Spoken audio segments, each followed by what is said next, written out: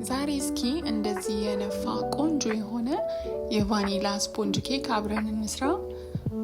በመጀመሪያ መፍጫችን ላይ እንደዚህ 4 እንቁላል እናደርጋለን።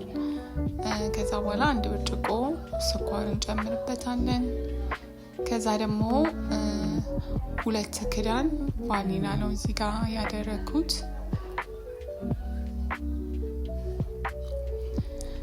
ከዛ እንፈጫለን ያለማቋረጥ ለ2 ደቂቃ ሳናሳርፍ ማለት ነው። እንደዚህ በደንብ እንዲነጭ ሲሆንልን ደግሞ 1 ክዳን አቼቶ እንጨምርበታለን። ከዛ ደግሞ ግማሽ ኩባያ ዘይት እናደርግበትና እንዲዋሃድ ለ30 ሰከንድ እንፈጫለን። እዚህ ጋር ደግሞ 1 ከግማሽ ኩባያ የሚሆን ዱቄት አድርጌያለሁ። ከዛ 2 የሾርባ ማንኪያ ቤኪንግ ፓውደር፣ ትንሽዬ ጨው አድርገን እንደዚህ እንቀላቅለዋለን።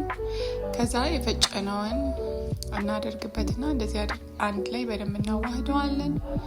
ከዛ ግማሽ ብርጭቆ ወተት ነው እዚህ ጋር የጨመርኩት። እናንተ የፈላ ወተት ብትጠቀሙ የበለጠ ደግሞ አሪፍ ይሆንላችኋል።